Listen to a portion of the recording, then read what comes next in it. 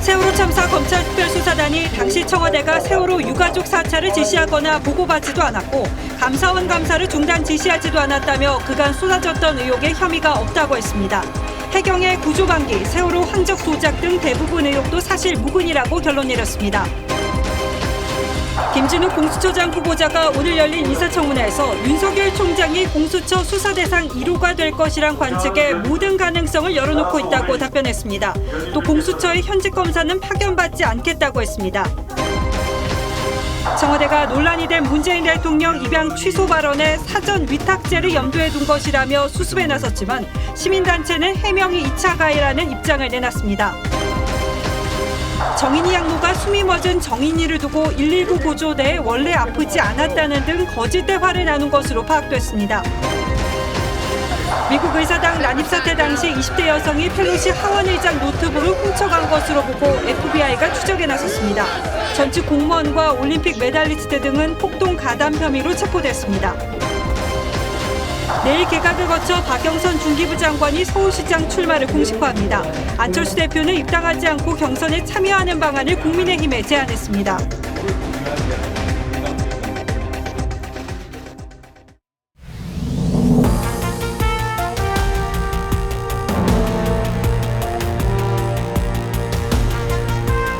안녕하십니까. 뉴스9의 신동욱입니다. 검찰의 세월호 참사 특별수사단이 지난 1년 2개월 동안 진행해온 수사 결과를 발표했습니다. 그동안 청와대가 특조위의 활동을 방해했다. 군이 유가족들을 불법 사찰했다. 세월호의 선박 항로 기록 장치가 조작됐다 같은 의혹들이 숱하게 제기됐었는데 검찰 수사 결과 대부분 사실과 다른 것으로 확인됐습니다. 지금부터 특조단의 수사 결과를 하나하나 살펴볼 텐데 먼저 세월호 수사에 외압이 있었는가 검찰 조사 결과부터 전하겠습니다. 백연상 기자가 보도합니다. 검찰의 세월호 특별수사단이 세월호 사고와 관련해 수사한 의혹은 17가지입니다. 먼저 당시 기무사령부가 유가족을 사찰해 박근혜 대통령에게 보고했다는 의혹은 혐의가 없다고 판단했습니다. 미행, 도청, 해킹, 언론 유포 등 구체적이고 현실적인 권리 침해는 확인되지 않았기에 관련 대법원 판례에 따라 혐의 없음 처분하였습니다. 단식 농성을 하다 입원한 김영호 씨의 동향을 국정원이 살폈다는 의혹에 대해서도 김 씨의 건강 상태는 언론에 공개된 정보로 사찰로 보기 어렵다고 봤습니다. 또 윗선의 지시와 관여를 확인할 수 없다고 밝혔습니다. 황교안 당시 법무부 장관이 검찰에 수사 외압을 했다는 의혹은 단순한 의견 제시인데다 수사팀 내부에서도 같은 의견이 나왔기 때문에 직권남용으로 보기 어렵다며 무혐의로 결론 냈습니다. 또 청와대의 감사원 감사 외압 의혹도 혐의 없음 처분했습니다. TV조선 백연상입니다. 검찰은 해경의 구조 과정에 과실이 있었다는 점은 인정했지만 해경이 희생자의 이송을 늦춰 사망하게 만들었다거나 학생은 빼고 선원들만 구조했다는 의혹에 대해서는 모두 혐의 없음으로 판단했습니다. 유족들은 반발하고 있습니다. 이어서 주원진 기자가 보도합니다. 세월호 사고 당일 오후 5시쯤 구조된 고 임모군. 유족들은 임군이 구조 당시 살아있었지만 해경이 헬기가 아닌 함정으로 늦게 이송하는 바람에 결국 사망했다고 주장했습니다. 유족들은 해경이 사고 당시 승객들은 놔두고 선원들만 구조했다는 의혹도 제기했습니다. 해경이 구조 의무를 방기했다는 건데 특수단은 무혐의 처분을 내렸습니다. 검찰은 임군이 7시간 동안 바다에 빠져 있었고 당시 일지에는 임군을 시신으로 표현했다며 최초 발견 당시 이미 사망했을 가능성이 높다고 판단했습니다. 또 헬기 이송을 요구하는 보고 자체가 없었다고 밝혔습니다. 다만 해경지휘부가 구조 의무를 게을리한 책임은 인정했습니다. 승객 303명을 사망에 이르게 한 사실을 확인하고 김석균 전 해양경찰청장 등 11명을 업무상 과실치사죄 등으로 기소하였습니다. 유족 측은 검찰 수사를 받아들일 수 없다며 법원에 재정 신청을 내는 방안을 검토 중입니다. TV조선 주원진입니다. 이번 세월호 특수단 수사의 핵심 가운데 하나는 세월호 참사를 축소하거나 은폐하기 위해서 누군가가 항적 기록을 조작했는지 여부였습니다. 이 항적 기록 조작 의혹이 불거지면서 세월호 고의 침몰설이 제기되기도 했었죠. 하지만 특수단은 이 의혹 역시 전혀 사실 무근이라고 결론 냈습니다. 다만 세월호 참사 증거물 가운데 하나인 내부 CCTV 영상 조작 의혹은 앞으로 진행될 특검 수사에 넘기기로 했습니다. 보도에 김태훈 기자입니다. 세월호 유가족들과 사회적 참사위원회는 AIS 항적 기록과 통신 기록 조작 의혹을 꾸준히 제기해왔습니다. AIS는 배의 위치를 자동으로 내보내는 장치를 말합니다.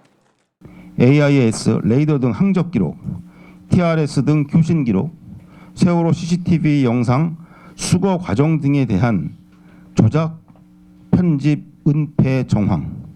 검찰 특수단은 조작은 없었다고 결론냈습니다. 해수부 제출 원본과 23개의 AIS 기지국 데이터를 교차 분석한 결과입니다. AIS 항적 자료 관련 의혹에 대해서 자료를 입수하여 검토하였지만 조작 사실은 확인되지 않았습니다. 또 검찰은 청와대 국가안보실이 세월호 참사를 처음 알게 된 시점을 조작했다거나 목포 122 구조대가 잠수 시각을 고의로 허위 기재했다는 의혹도 사실이 아니라고 판단했습니다. 당시 일부 언론사들이 전원 구조 오보를 낸 것도 학교와 경기교육청의 발표를 인용한 결과라고 판단했습니다. 다만 검찰은 CCTV 영상이 저장된 세월호 원본 DVR 조작 의혹은 향후 수사가 예정된 특검에 기록을 인계하기로 했습니다. TV조선 김태훈입니다. 예, 세월호 참사는 한국 사회를 그 이전과 이후로 갈라놓았다고 할 정도로 그동안 숱한 의혹과 논란을 불렀습니다. 그런 만큼 조사도 여러 번 이루어졌는데 이번 검찰 특수단의 조사 결과를 보면 그동안 제기됐던 의혹 대부분은 사실이 아닌 것으로 결론 지어졌습니다. 이번 조사의 의미를 한송훈 기자와 함께 좀 더 깊이 파들어가 보도록 하겠습니다. 자, 한 기자 어서 오십시오. 세월호 참사가 일어난 지 벌써 7년이 다가오니까 참 오랜 세월 동안 논란이 가시지 않았던 셈이군요. 그동안 수사나 조사가 여러 차례 있었죠?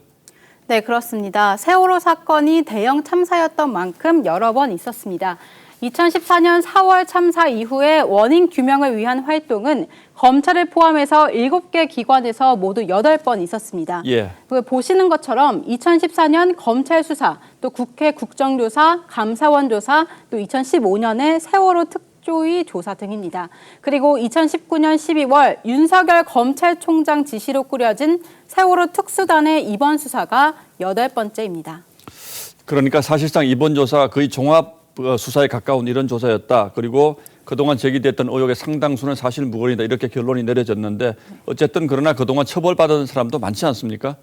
네, 그렇습니다. 일단 검찰은 2014년 세월호 참사 직후에 광주지검의 전담 수사팀을 꾸렸습니다. 그 6개월 동안 400명 가까이 입건을 했고 154명을 구속 기소했습니다.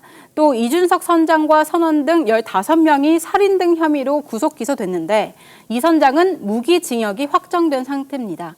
또 김기춘 전 비서실장은 청와대 감사원 감사 외압 관련해서는 오늘 무혐의를 받았습니다. 하지만 앞선 수사에서 세월호 사건의 청와대 최초 보고 시점을 조작했다는 혐의로 2심에서 집행유예를 받고 대법원의 최종 판단을 기다리고 있습니다. 자, 그러니까 그동안 처벌받을 사람은 거의 다 이제 처벌을 받았는데 그렇다면 오늘 수사 결과의 의미는 어떻게 봐야 합니까?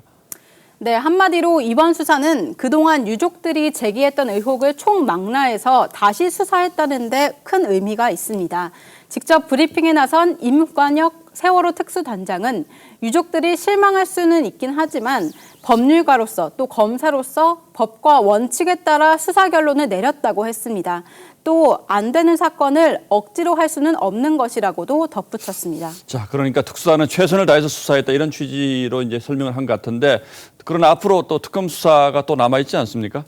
네, 그렇습니다. 지난해 12월에 국회에서 특검법이 통과됐습니다. 예. 또 앞에서 설명드렸다시피 수사 대상은 세월호 CCTV 녹화 장치 조작과 같은 자료 조작 의혹이 대부분입니다. 또 사회적 참사 특별조사위원회도 기한을 1년 반 연장해서 남은 의혹을 좀 조사할 예정입니다.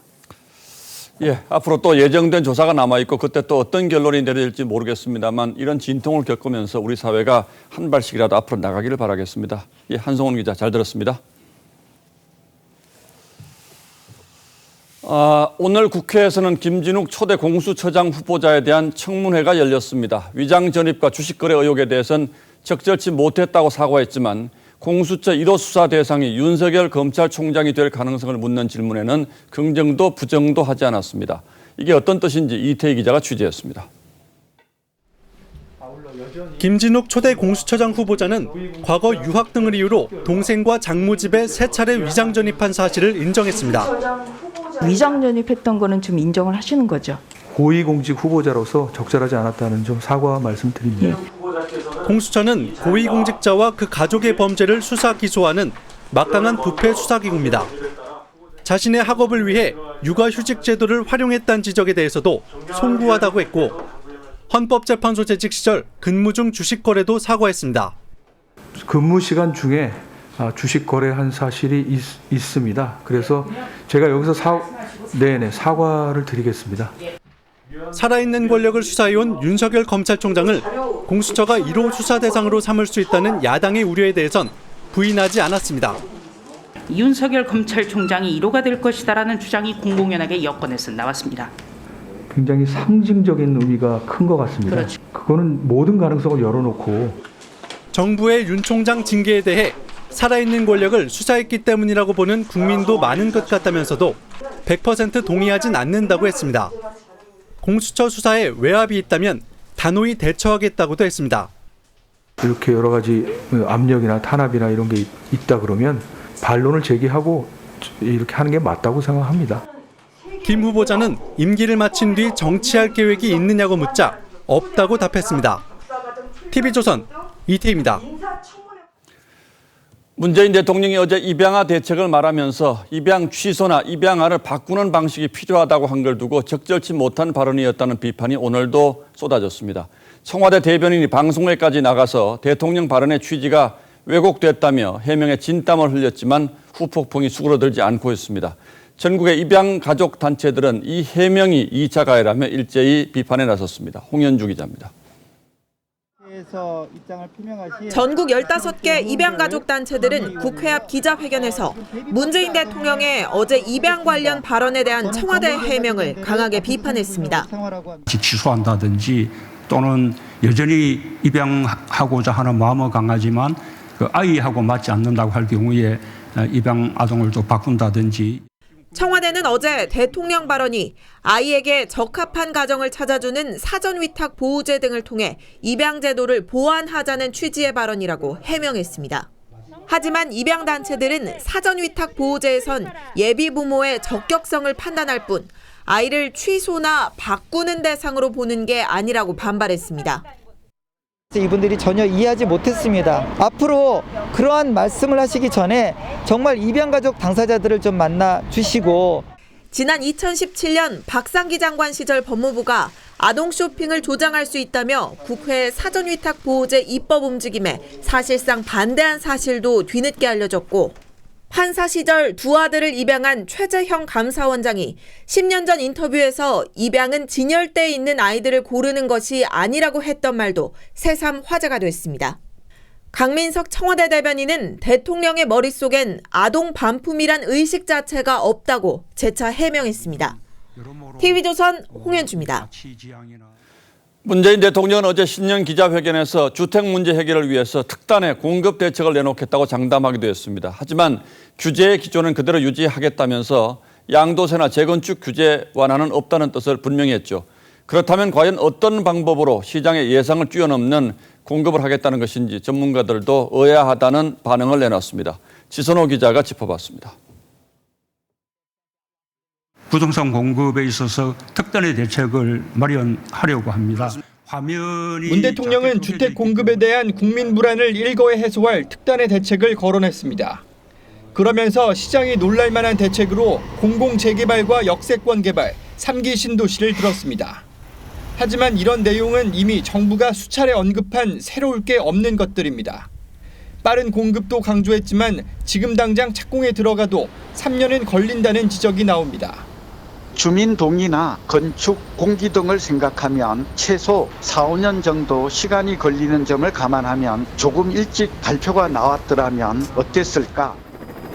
당장 주택을 공급할 방안으로 양도세 완화가 거론되지만 문 대통령은 그럴 뜻이 없음을 내비쳤습니다.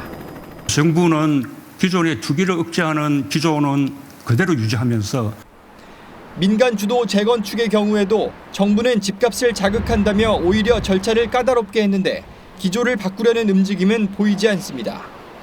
그래서 그린벨트 추가 해제 가능성이 다시 거론되지만 서울시 등 지자체의 반대 가능성이 큰 탓에 시장이 놀랄 대책이 나오기는 어려울 거란 분석입니다.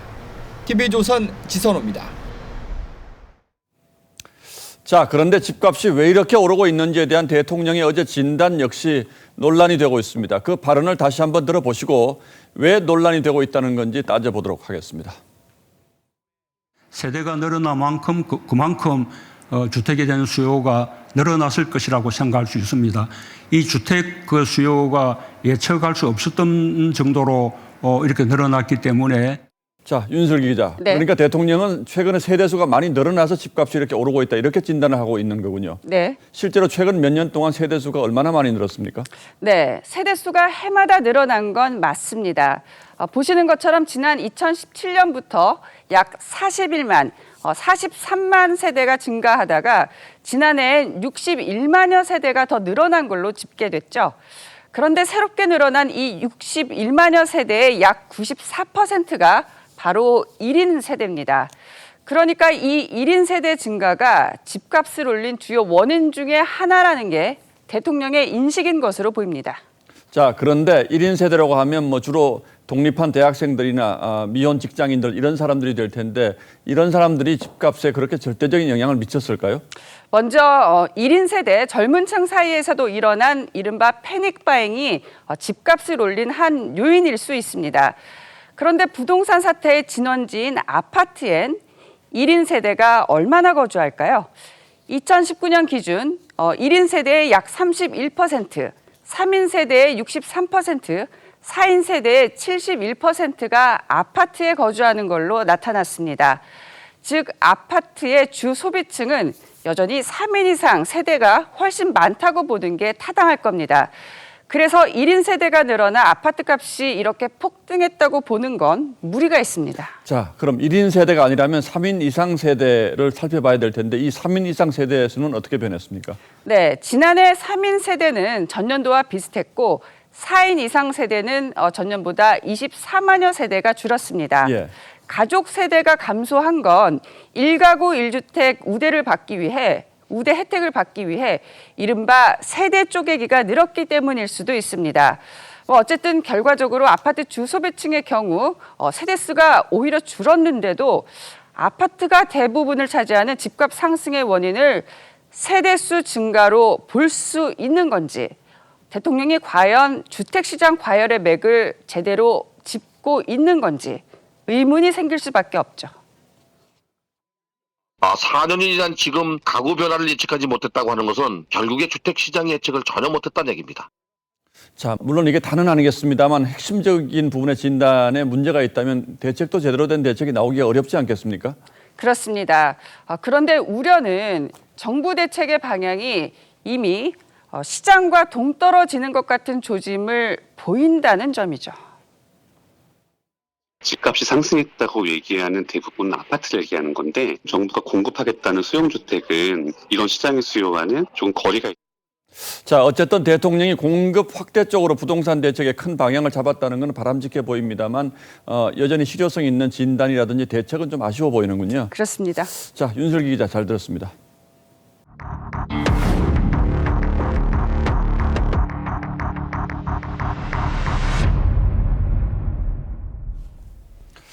내일은 코로나19 국내 환자가 발생한 지 꼭 1년이 되는 날입니다. 첫 환자는 중국 우한에서 입국한 30대 여성이었는데 이때만 해도 지금 벌어지고 있는 이 모든 일들을 상상조차 하지 못했습니다.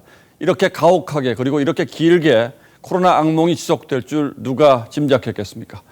당시 국내 1호 환자를 치료했던 인천의료원 의료진들 역시 1년째 코로나와의 사투를 멈추지 못하고 있습니다. 정은혜 기자가 그 현장의 의료진들을 만났습니다. 3년차 간호사 변승환 씨. 머리부터 발끝까지 보호장구를 착용한 뒤 음압병실에 들어갑니다. 처음엔 헤매고 그랬는데 요즘은 5분 안쪽으로 입고 있습니다. 욕창을 막으려 환자의 자세를 틈틈이 돌려주고 상태도 수시로 체크합니다. 환자분 지금 숨 차지는 않아요? 지금 상상은 거의 없어요. 국내 첫 환자가 이송됐을 때의 긴장감을 의료진들은 아직도 잊지 못합니다. 의심 환자가 이제 검역소 통해서 우리 병원에 입원을 한다라는 문자를 받고 되게 걱정스러웠었어요. 그래서 처음부터 어떻게 진행을 해야 될지 두려움도 있었고. 이후 1년 동안 1,300명 가까운 환자를 돌봤습니다. 3번의 유행을 거치며 경무와 감염 위험은 일상이 됐습니다. 회복 환자들이 있어 버틸 수 있었지만 끝내 지키지 못한 환자들을 떠나보내는 일은 아직도 익숙하지 않습니다. 보호자분들 면회도 안 되고 상태 안 좋은가 또 돌아가셨을 경우에 알리는 게 좀 힘들었고요. 전국에서 오는 감사와 응원 편지도 힘이 됐습니다. 하지만 여전히 부족한 공공병원에 대한 지원은 아쉽습니다. 이번 기회를 통해서 공공병원들은 공공병원의 서비스를 했을 때 거기에 대한 충분한 어떤 보장이 되는 이런 시스템으로 바꾸는 것도 굉장히 중요한 과제라고. TV조선 정은혜입니다. 자가격리자들을 관리하는 공무원들도 숨은 영웅입니다. 격리자가 답답함을 느껴서 혹시 이탈하지는 않을까, 건강에 이상이 생기지 않을까, 24시간 긴장을 늦출 수가 없습니다. 박상준 기자가 이분들의 하루 일과를 취재했습니다. 전화는 받지 않고 현관문을 두드려도 인기척이 없습니다.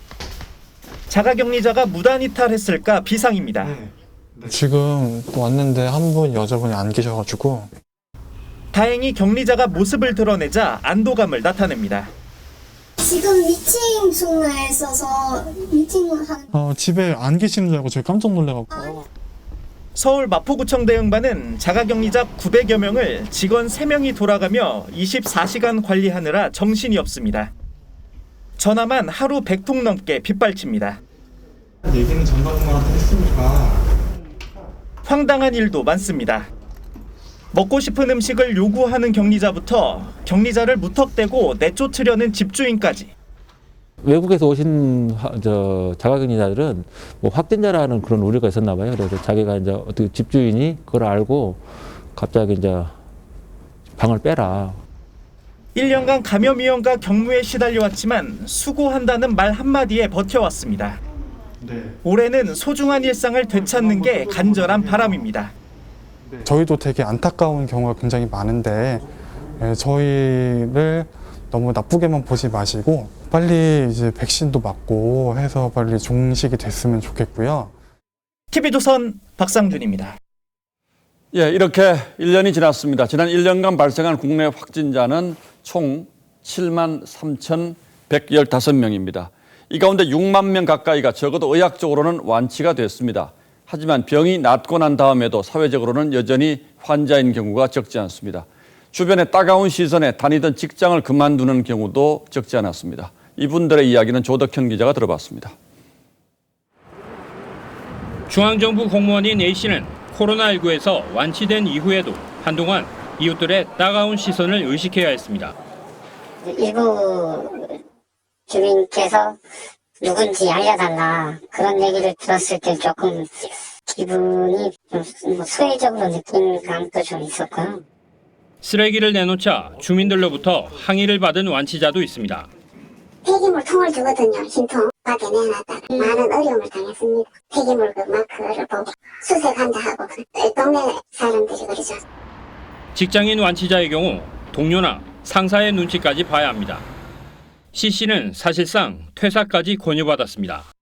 직접적으로는 아닌 건데 돌려한다고 모든 게 다 돌려드리는 건 아니잖아요. 그런 권고를 받은 거죠. 지난해 9월까지 코로나 확진 판정 이후 직장을 잃은 사람이 20%에 이르는 것으로 나타나기도 했습니다. 건강보험 직장 가입자만 따져본 것이어서 실제로는 더 있을 것으로 보입니다. 코로나 고용 한파 속에 실직에 내몰린 겁니다. 고용 조정을 많이들 심각하게 고민하시는 분들도 많이 있으신 것 같습니다. 향후에도 이런 어려움들이 코로나19 완치자는 약 6만 명. 하지만 사회적 낙인으로 인한 고통은 아직도 진행형입니다. TV조선 조덕현입니다. 정인이 사건 관련 소식 이어가겠습니다. 이 정인이 사망 당일 양모가 택시를 타고 응급실을 가던 길에 119 구조대와 나눈 통화 내용을 저희 취재진이 입수했습니다. 아이 생명이 꺼져가는 순간에도 거짓말은 이어졌고 다급한 쪽은 양모가 아니라 119 구급대원이었습니다. 정준영 기자의 보도입니다. 지난해 10월 13일 오전 10시 58분 정인이 양모 장모 씨는 숨을 쉬지 않는 정인이를 택시에 태워 응급실로 가던 중 119에 전화했습니다. 장 씨는 119 근무자에게 지금 응급실을 가고 있는데 시간이 걸려서 어떻게 할지 몰라 전화했다고 운을 뗀 뒤 아이가 지금 숨을 안 쉬는 것 같다고 말했습니다. 119 근무자는 곧바로 영상통화로 응급처치 지도에 나섰습니다. 정인이 호흡이 없는 걸 확인한 뒤 택시 뒷자리에 눕혀 심폐소생술을 유도했습니다. 영상통화로 정인이 상태를 본 119 근무자는 혹시 아픈 아이냐고 2차례나 물었지만 양모는 아니오라고 부인한 뒤 첫째 데리고 나갔다 왔는데 이렇게 됐다며 학대를 부인했습니다. 숨이 멎게 된 경위를 물을 때마다 양모 장 씨는 전화가 계속 끊긴다며 답변을 회피했습니다. 119 근무자는 끝없이 장 씨에게 심폐소생술을 멈추지 말라고 요구했지만 정인이는 심정지 상태로 응급실에 도착했고 그날 저녁 숨졌습니다. TV조선 정준영입니다. 말도 안 되는 일은 한 어린이집에서도 벌어졌습니다. 장애 아이들에게 학대가 가해진 건데요. 당시 상황은 CCTV에 남겨졌습니다. 장용욱 기자입니다. 어린이집 교사가 아이의 머리채를 잡은 채 끌고 갑니다. 엎드린 아이의 머리에 베개를 집어던집니다. 다른 아이에겐 장난감을 집어던지기도 합니다. 인천의 한 국공립 어린이집 학부모는 지난달 28일 아이의 몸에서 상처를 발견해 경찰에 학대 의심 신고를 했습니다. 좋아하는 키즈카페를 너무 잘 다녔는데도 거기 가서 1분 만에 울고불고 발을 내려놓지 말라고 그러고 울고 나오는 애예요. 학부모들은 닷새치 CCTV에 교사 6명이 아이들을 학대한 모습이 담겼다고 주장했습니다.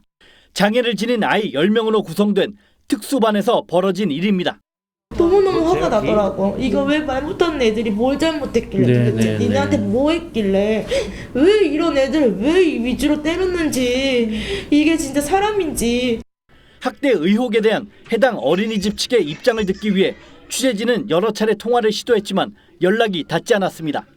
경찰은 피해 학부모 조사를 마친 뒤 가해자로 지목된 교사 6명을 소환해 추가 조사할 방침입니다. TV조선 장용욱입니다. 충북 증평의 한 공장에서 화재가 나 청주에서도 연기가 확인될 정도였습니다. 이 연기가 20km 이상 퍼진 건데 전국 곳곳에 한파에 건조주의보가 이어지고 있어서 주의하셔야겠습니다. 이승훈 기자입니다. 건물 전체가 시뻘건 불길에 휩싸였습니다. 강한 바람에 치솟던 불길이 옆으로 휠 정도입니다. 오늘 낮 11시 47분쯤 충북 증평군의 한 플라스틱 팔레트 제조 공장에서 불이 났습니다. 하늘을 뒤덮은 검은 연기가 20km 떨어진 곳까지 퍼졌습니다. 처음에 봤을 때는 한 20km 된 곳에서도 그게 목격됐으니까 청주에서 증평이니까. 공장 직원 47명이 긴급 대피했고 공장에서 200m 떨어진 주유소에까지 열기가 느껴졌습니다. 골목을 갔다 온 사이에 보니까 다 붙었더라고요. 열기가 느껴지더라고요. 오늘 새벽 2시 20분쯤 인천의 한 중고차 수출업체에서도 불이 났습니다. 계속 타오르고 있으니까 펑펑 소리가 아무래도 피워서 팽팽하니까. 불은 5시간 만에 꺼졌지만 차량 100여 대가 잿더미로 변했습니다. 경찰과 소방당국은 따로 보관하던 차량용 배터리에서 불이 시작된 것으로 보고 정확한 화재 원인을 조사 중입니다. TV조선 이승훈입니다. 이번 겨울 북극 한파로 배관 동파 사고가 잇따라서 건물 곳곳에 고드름이 얼어붙었는데요. 특히 내일처럼 기온이 올라가는 날은 고드름 낙하 위험이 커서 2차 사고 우려가 높아집니다. 이런 우려로 고드름을 제거해달라는 요청도 지난해보다 8배 늘었습니다. 신유만 기자입니다. 9층짜리 건물 외벽에 뾰족하고 긴 고드름이 매달렸습니다. 배관 동파로 생긴 고드름은 길이가 24m에 이릅니다. 소방관들이 크레인을 타고 고드름을 부숩니다. 이제 빗물바진 동파가 돼버리고 그 위로 다시 계속 물이 내려오니까. 노원구의 한 아파트는 수도관 동파로 생긴 고드름 덩어리가 4층에서 1층까지 빙벽처럼 얼어붙었습니다. 올겨울 들어 서울의 한파 관련 소방 출동 건수는 1,600건이 넘었습니다. 지난 겨울 303건의 5배가 넘었는데 이 가운데 고드름 관련 신고가 827%가 늘어난 620건으로 가장 많았습니다. 고층 건물에서 떨어지는 단단하고 뾰족한 고드름은 치명적입니다. 1kg의 고드름이 그 건물 15층 높이에서 떨어지게 된다면 그 시속 120km 속도로 벽에 부딪히는 그런 충격이 가해지기 때문에 내일부터는 낮 기온이 7도까지 올라가며 한파가 한풀 꺾일 전망입니다. 기온이 오르면 녹은 고드름이 떨어질 가능성이 높아지기 때문에 보행자들의 각별한 주의가 필요합니다. TV조선 신유만입니다. 이른바 스타 강사, 일타 강사로 불리던 유명 국어 강사가 구속됐습니다. 인터넷 아이디 수백 개를 이용해서 경쟁 관계인 다른 학원과 강사에 대한 비방 댓글을 단 혐의인데요. 구자연 기자가 자세히 전하겠습니다. 지난 2019년 한 SNS에 올라온 영상입니다. 수학 강사인 우모 씨는 대형 학원 소속 1타 강사로 알려진 박광일 씨가 댓글 여론을 조작했다고 주장했습니다. 중요한 모든 자료와 증언 이런 것들을 빡빡하게 넣어서 대가를 확실하게 처벌을 받게. 우모 씨의 폭로디 박 씨는 지난 2017년부터 필리핀에 세운 회사를 이용해 아이디 수백 개를 만들어 경쟁 학원이나 강사들에 대한 비방 댓글을 단 의혹에 대해 경찰 조사를 받았습니다. 당시 경찰은 박 씨가 비방 댓글 작업에 관여한 증거를 찾지 못하고 회사 관계자 3명만 기소 의견으로 검찰에 송치했습니다. 검찰은 지난해 공범들에 대한 추가 수사 과정에서 박 씨의 가담 혐의를 포착하고 어제 박 씨 등 3명을 구속했습니다. 박 씨의 소속 학원 측은 박 씨의 인터넷 강의를 전면 중단하고 수강료를 환불하겠다고 밝혔습니다. 인터넷 강의는 최근까지도 계속 하고 계셨거든요. 그 발표도 하고 이제 중단을 하는 상황이고요. 판매도 안 하고. 박광일 씨 측은 댓글 조작을 직접 지시한 적은 없다며 일부 혐의를 부인하는 것으로 알려졌습니다. TV조선 구자영입니다. 정부가 지금까지 3번에 걸쳐서 코로나 재난지원금을 지급했죠. 그러면서 나라빚도 턱밑까지 차올랐는데 이 지원금이 지급된 자영업자에게서도 좋은 소리를 못 듣는 게 현실입니다. 한 달 임대료도 안 되는 경우가 대다수다 보니까 주먹구구식 처방에 불과하다는 지적이 나오는 건데요. 이들이 원하는 대책은 뭔지 이정민 기자가 들었습니다. 강서구에서 PC방을 운영하는 최완순 씨. 매월 드는 고정 비용만 1,000만 원인데 이번에 받은 재난지원금은 200만 원입니다. 임대료가 550만 원입니다. 전기세도 140, 50만 원 정도? 돈 1,000만 원은 그냥 기본 나가는데. 3차례에 걸친 재난지원금은 31조 원이 넘지만 자영업자 개별 수령액은 피해액에 크게 못 미칩니다. 숙박 음식점업의 부채 비율은 지난해 3분기 216%. 코로나로 통계 작성 이후 사상 최고를 기록했습니다. 그만큼 빚으로 버티고 있다는 겁니다. 1,000만 원, 2,000만 원 대출 해줄 테니까 버텨? 장난합니까? 어쩔 수 없이 폐업을 하시는 분들한테 조속하게 정부 지자체에서 마련을 해줘야 됩니다. 선진국들은 실질 매출이나 피해 규모를 감안해 피해 보상을 해줍니다. 독일은 코로나로 문 닫은 업소의 고정 비용을 90%까지 지원해주고 영국은 3개월 평균 수익 80%를, 일본은 임대료 3분의 2를 6개월간 지원합니다.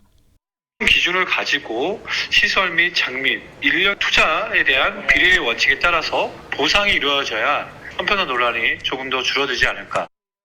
벼랑 끝에 선 자영업자들에겐 땜질식 처방보단 실질적인 지원이 절실합니다. TV조선 이정민입니다.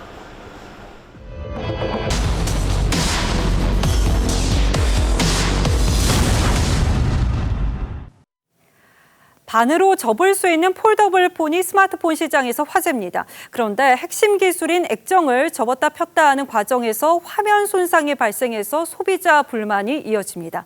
제조사는 사용자 부주의라는 입장인데 수리 비용까지 수십만 원에 달해서 소비자 불만이 거셉니다. 소비자탐사대 황민지 기자입니다. 반으로 접어 휴대성이 좋고 디자인도 독특해 인기인 폴더블 폰. 박모 씨는 삼성 폴더블폰 구입 2주 만에 액정 화면 가운데 선이 생겼습니다. 아침에 핸드폰을 열었는데 이 가운데 줄이 생겼더라고요. 서비스 센터를 찾아갔는데 보증 기간은 2년이지만 47만 원 유상 수리를 하라는 답변이 돌아왔습니다. 경첩에 상처가 있어 충격 등 소비자 과실에 의한 파손으로 보인다는 겁니다. 박 씨는 떨어뜨린 적이 없다며 억울해합니다. 이게 제가 뭐 핸드폰을 던지는 것도 아니고 떨어뜨리는 것도 아니고. 구입 4개월 만에 화면에 선이 생긴 또 다른 사용자도 마찬가지. 역시 경첩이 긁혔다며 무상 수리가 안 됩니다. 또 이쪽이 튀어나와 있기 때문에 생활 스크래치가 날 수 있는 부분이거든요. 충격 없이 액정이 고장났다는 소비자가 여기저기 억울함을 호소하고 접히는 부분에 이렇게 흰색 실살이 가 있으니까 떨어뜨린 적이 없는데 왜 내 가실이냐고. 센터 측은 단말기 표면에 상처가 있으면 외부 충격이 있던 걸로 간주해 소비자 과실이라는 입장. 여기에서 튀어나온 스크래치가 조금이라도 있어도 무상 쉽지 않아요. 반면 이들 소비자는 접히는 액정 내구성에 문제를 제기합니다. 이게 내구성이 약하단 말은 제가 인터넷에 검색을 안 해봐서 몰랐는데 깨지고 나니까 엄청 약하다. 그나마 충격 판단 기준도 제각각. 같은 액정 파손에도 한 곳에선 유상수리라고 했지만 20분 정도 떨어진 다른 서비스 센터에서는 핸드폰 액정 수리를 무상으로 해줬습니다. 그게 지금 입지 쪽으로서는 크게 거의 없었기 때문에 충격 여부는 소유자만 아는 상황에서 제조사가 무조건 무상 수리해주기도 힘든 게 현실.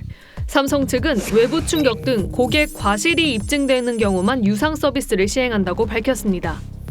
폴더블폰은 구조상 평면형보다 파손에 취약하다는 지적이 나오고 저부터 뺐다면 스트레스 받을 거 아니에요. 크랙을 더 줄이기 위해서 그것이 더 강화되도록 설계를. 이 때문에 아예 접지 않고 쓰는 소비자도 있다는데 작으니까 손에 들고 다니기도 편하고 색깔이 이뻐서 접으면 안 되는 편이 돼버려. 제품 결함인지 소비자 과실인지 뚜렷한 해법 없는 상황이 계속되고 있습니다. 소비자 탐사대 황민지입니다. 예, 다음 뉴스입니다. 바이든 대통령 취임식이 하루 앞으로 다가온 미국 워싱턴 DC에서는 전투 지역을 방불케 하는 긴장감이 감돌고 있습니다. 주 방위군이 취임식장 주변을 완벽하게 차단했고 워싱턴을 오가는 열차 운행까지 전면 중단됐습니다. 워싱턴으로 가보겠습니다. 최우정 특파원. 네, 워싱턴입니다. 자, 이제 그곳은 출근 시간이 됐을 텐데 사람이 거의 보이지 않는군요. 네, 지금 나와 있는 곳이 워싱턴 기차역 유니언 스테이션입니다. 승객들이 거의 보이질 않는데 이곳을 오가는 열차 운행이 사실상 중단됐기 때문입니다. 뒤로 보이는 의회까지 불과 5분 거리여서 안전을 위해 열차 이용을 하지 못하게 한 겁니다. 여기에 이곳에서 의회로 이르는 모든 길목은 이렇게 철제 펜스로 완전히 차단을 해놓은 상황입니다. 취임식 리허설을 할 때에는 인근에서 불이나 의사당이 급히 봉쇄되는 일도 있었습니다. 1.6km 떨어진 야영지에서 불이 난 건데 위험하지 않다는 걸 확인한 뒤 리허설을 재개했습니다.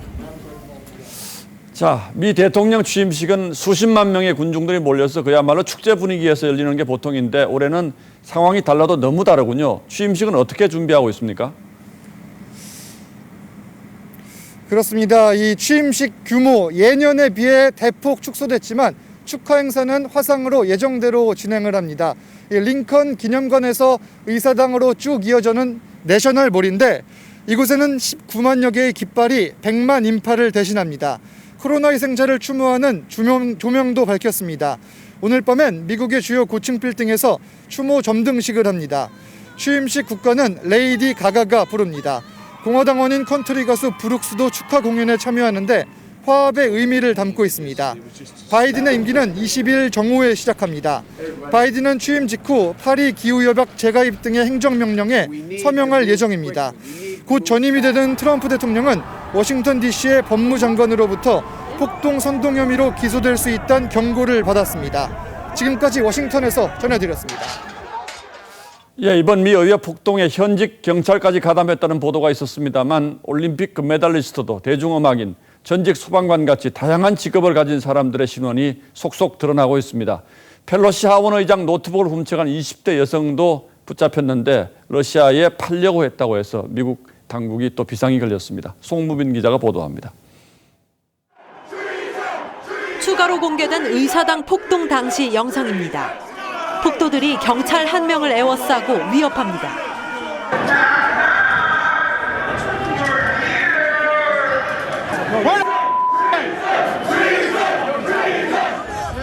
가방에 무언가를 담아 빠져나가는 여성. 22살 라일리 윌리엄스가 낸시 펠로시 하원 의장의 노트북을 훔쳐 달아납니다. 하지만 전 애인의 제보로 덜미를 잡혔습니다. 전 애인은 윌리엄스가 노트북을 러시아 정보기관에 팔려고 했다고 FBI에 진술했습니다. 뉴저지주 현직 주방위군과 뉴욕의 전직 소방관도 폭동에 가담했습니다. 이렇게 얘기했던 헤비메탈 그룹의 기타리스트는 These are the scum of the earth. These are the criminals that are behind all the fraudulent fiat currency. They're behind all the wars. They're behind divide and conquer tactics. If somebody wants to bring violence, I think there's a lot of us here that are ready for it. FBI의 수사망이 좁혀오자 결국 자수했습니다. 셰퍼는 곰 퇴치용 스프레이를 의회 경찰들에게 뿌린 혐의도 받고 있습니다. 이들은 모두 트럼프의 열성 지지자로 백인 우월주의를 신봉하고 극우주의 음모론에 심취해 있다는 공통점을 지녔다고 FBI는 밝혔습니다. 2008년 베이징 올림픽에서 수영 국가대표로 출전해 금메달 2개를 거머쥔 클레트 켈러도 폭동에 가담해 체포됐습니다. TV조선 송무빈입니다. 문재인 대통령이 이러면 내일 최대 5개 부처의 개각을 발표할 전망입니다. 서울시장에 출마할 것으로 알려진 박영선 중기부 장관을 비롯해 1년 반 정도 재임한 장수 장관들을 교체하는 개각입니다. 홍남기 경제부총리는 유임될 전망이어서 경제 정책 등 주요 국정 기조의 변화로 보긴 힘듭니다. 김보건 기자가 취재했습니다. 청와대가 이번 주 최대 5개 부처 개각을 발표할 전망입니다. 정부 관계자는 내각의 여성 비율 30%를 맞추기 위해 청와대가 고심 중이라며 이 때문에 2-3개 부처가 먼저 발표될 수도 있다고 분위기를 전했습니다. 서울시장 출마 뜻을 굳힌 박영선 중기부 장관 교체는 확정적입니다. 아마 이제 곧 결정이 될 거고요. 또 제 맘대로 할 수 없는 부분도 또 있기 때문에. 박 장관은 당초 설 연휴쯤 물러날 예정이었지만 당 지도부가 우상호 의원과의 경선 흥행을 위해 조기 사퇴를 촉구하자 물러나는 것으로 알려졌습니다. 결국 청와대가 박 장관의 출마 일정에 맞춰 개각 시기를 정한 셈입니다. 민주당은 4월 보궐선거 예비후보 등록을 오는 27일부터로 정했고 박 장관은 이번 주나 다음 주 초 출마를 공식 선언할 전망입니다. 함께 개각 대상에 오른 산자부, 해수부, 농림부, 문체부는 재임 기간이 1년 5개월이 넘는 장수장관 교체 성격이 짙습니다. 이번 개각에도 홍남기 경제부총리는 유임되고 후임 장관 물망에 여당 정치인들이 대거 거론되고 있어서 현 정부 국정기조의 변화는 기대하기 어렵다는 평가가 나옵니다. TV조선 김보건입니다. 야권에선 서울시장 보궐선거 주도권 싸움이 본격화하고 있습니다. 안철수 국민의당 대표가 국민의힘에 입당하지 않은 채 경선에 참여하겠다고 공개 제안했습니다. 하지만 김종인 비대위원장은 꾀를 부리는 것이라며 일축했습니다. 보도에 박경준 기자입니다. 안철수 국민의당 대표는 서울시장 야권 후보 단일화 필요성을 절감한다면서도 국민의힘 입당 요구엔 거부 입장을 분명히 했습니다. 다양한 야권 지지층의 요구를 고려하지 않은 일방적인 요구는 합리적이지 않습니다. 대신 미국식 오픈 프라이머리 방식, 즉 다른 당 후보에게도 참여 기회를 주는 개방형 경선을 요구했습니다. 국민의힘에 입당하지 않은 채 경선에 참여하겠다는 겁니다. 야권 단일화 플랫폼을 야권 전체로 개방을 해주신다면 그 관리는 국민의힘에서 전체를 관리하시더라도 저는 이견이 없습니다. 하지만 김종인 위원장은 1대1 대결에서 이길 자신이 없어 꾀를 부리는 것이라며 논의할 가치가 없다고 했습니다. 우리 당의 후보가 확정이 된 다음에 그 다음에 단일화라는 것이 이루어질 수 있는 것이지 그 전에 무슨 단일화를 갖다 할 수가 없어요. 정진석 공천관리위원장도 안 대표 제안은 지금까지 선호해온 원샷 경선과 크게 다르지 않다며 난색을 표했습니다. 최근 재선 의원들이 100% 여론조사 방식의 본 경선은 역선택 우려가 높다며 공관위에 우려를 전달한 것도 야권 단일화를 앞두고 주도권을 가져오기 위한 포석이란 분석이 나옵니다. TV조선 박경준입니다. 중국 광산에서 폭발 사고가 나 광부들이 지하 580m 갱도에 갇혔는데 사고 일주일 만에 기적적으로 살아있는 것으로 확인됐습니다. 상황은 좋지 않습니다. 유예림 기자입니다. 폭발한 광산 내부로 물과 영양제 등을 내려보냅니다. 잠시 후 와이어 줄이 세차게 당겨집니다.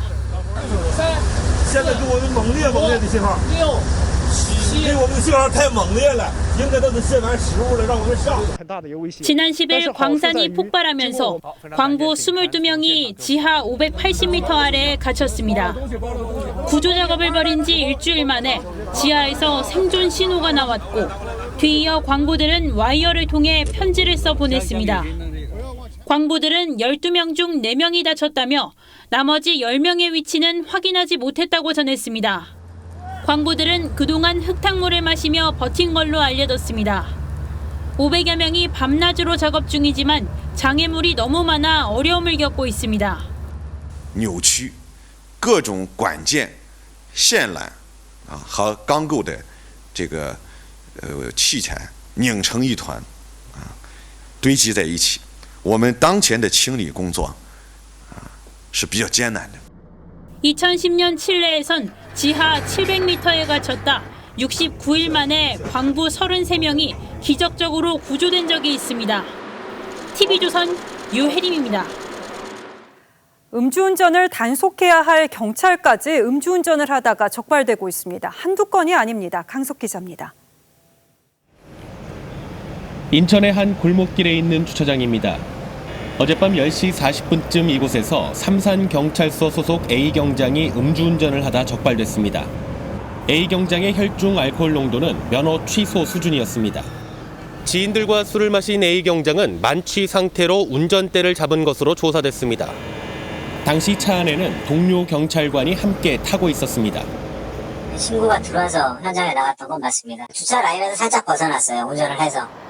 앞서 지난 16일에는 인천 우랑리 해수욕장 인근에서도 미추홀경찰서 소속 B경장이 음주운전을 하다 적발됐습니다. 경찰은 이들 경찰관 2명을 직위 해제하고 징계 여부를 검토하고 있습니다. 광주에서는 지난달 7일 음주운전을 하다 단속 현장을 피해 달아난 북부경찰서 소속 C경위가 음주 측정 불응 혐의로 검찰에 송치됐습니다. C경위는 음주 단속 현장에서 2차례 도주한 뒤 10시간이 지나고 나서야 자진 출석해 음주운전 사실을 일부 인정했습니다. 끌릴 때 이제 음주단 한 것이 보이니까 차를 놔두고 도망갔어요. 해당 경찰이 도주하는 것을 막지 못한 경찰관 4명은 줄줄이 징계 처분을 받았습니다. TV조선 강석입니다. 재선에 성공한 이기흥 대한체육회장이 흩어져 있는 체육행정을 하나로 묶는 국가체육위원회를 추진하겠다는 포부를 내놨습니다. 김관 기자가 만났습니다. 이기흥 대한체육회장은 정치권 바람까지 더한 혼탁했던 이번 선거에서 승리할 수 있었던 이유로 체육인들의 자존감 회복을 꼽았습니다. 체육인들이 좀 과소평가받거나 또는 자존감을 상하는 그런 일들이 있었어요. 아시안게임 금메달을 따낸 야구 국가대표팀 감독이 국정감사장에서 질책을 당하고 결국 모독을 견디지 못해 사퇴하는 총국은 대한민국 체육계가 당하고 있는 현실입니다. 고 최숙현 사태 등 폭력에 대한 자성은 당연하지만 현실적인 대안 역시 절실합니다. 직업의 안정성이 확보가 안 되다 보니까 성적에 이제 매달리게 되고 과욕을 부리게 되고 학교 체육은 가장 심각하면서도 절박한 체육계 최대의 난제입니다. 물론 운동하는 선수도 공부를 해야 되지만 일반 학생도 운동을 해야 된다. 그래서 대한체육회, 교육부, 군인체육 등 흩어져 있는 체육행정을 하나로 묶는 국가체육위원회를 제안했습니다. 최소한 대통령이나 총리실 산하에 국가체육위원회를 만들어서 원 시스템으로 유아에서 어른까지. 청사진의 기한은 4년입니다. 체육계 수장 자격의 IOC 위원은 2025년까지 유지됩니다. TV조선 김관입니다.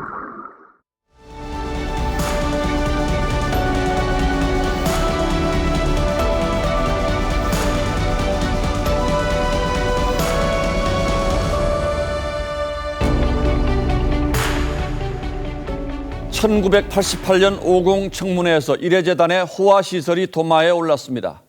이 민간 연구소는 이동 무선국, 이중철책, 감시 카메라로 중무장했습니다.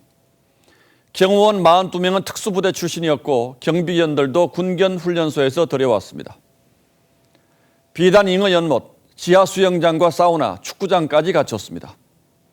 전두환 대통령이 퇴임 후를 대비해 만든 이 재단에 기업들은 600억 원을 바쳤습니다. 그렇게 내라고 하니까 내는 게 편안하게 산다는 생각으로 냈습니다. 정주영 회장은 이래재단에 돈 낸 게 떳떳지 않다는데 그렇다면 현대가 파산하면 떳떳하겠는가? 권력 앞에서 만용을 부릴 이유가 없다고 했습니다.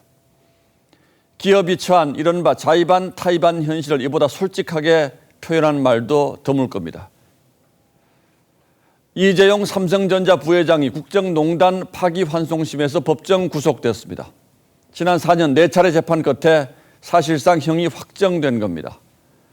대법원이 뇌물 액수를 정액 확정에 돌려보낸 사건에서 재판부는 2심보다 형량을 늘리진 않되 집행유예 대신 실형을 선택했습니다. 재판부는 이 부회장이 건넨 금품이 반대 급부를 얻기 위해 요구에 편승한 적극적인 뇌물이라고 봤습니다. 그러면서도 박근혜 대통령이 먼저 뇌물을 요구했고 대통령이 요구하는 경우 거절하기가 매우 어렵다는 점을 참작했다고 밝혔습니다. 기업들이 지난 몇십 년 동안 벗어나지 못했던 자의반 타의반의 양면적 현실이 응축된 판결이라고 할 수 있습니다. 그렇다면 이번 판결은 정경유착의 음습한 그림자를 걷어내고 악순환의 고리를 끊는 마지막 시험대가 돼야 할 겁니다. 기업의 투명하고 건전한 준법 경영은 이제 도덕적 책임을 넘어 세계 시장을 헤쳐나가는 글로벌 표준이자 진정한 경쟁력입니다. 정치권도 기업이 권력 눈치 살피지 않고 기업 활동에만 몰두할 수 있도록 각별히 몸가짐을 삼가야 합니다. 여당 대표가 이익 공유제를 들고 나오고 대통령이 신년 회견에서 구체적인 기금 모금 방안까지 제시했는데 우린 과거와 다르다고 자신할 수 있을런지요? 기업이 어떻게 받아들일지부터 다시 한번 돌아볼 필요가 있습니다. 기업을 개혁과 규제, 단죄의 대상으로 보는 시선도 이제는 거둬들일 때가 됐습니다. 최근 국회를 통과한 중대재해처벌법이나 기업 3법 역시 이 점에서 논란이 적지 않았죠. 기업 스스로 정경유착의 고리를 끊고 권력 앞에 당당해질 때 대한민국 경제가 바로 설 겁니다. 그리고 기업을 한다는 이유로 교도소 담장 위를 걷는 위태로운 고개는 이제 그만 봤으면 합니다. 1월 19일 앵커의 시선은 기업과 권력이었습니다.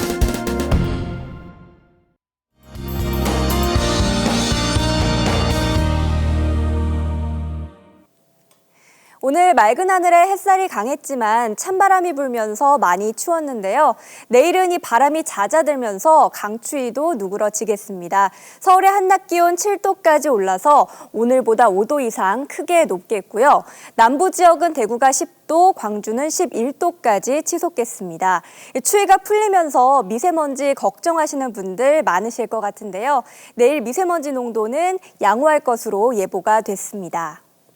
다만 날이 건조한 가운데 화재 사고가 많이 발생하고 있습니다. 건조특보가 동해안에서 내륙 쪽으로 좀 더 확대된 상황인데요. 불조심에 각별히 신경 쓰셔야겠습니다. 모레부터 일요일까지는 곳곳에 비나 눈이 내리겠습니다. 추위가 풀렸기 때문에 대체로 비가 내릴 것으로 보입니다. 날씨였습니다. 1월 19일 화요일 뉴스9은 여기서 모두 마치겠습니다. 시청해주신 여러분 고맙습니다.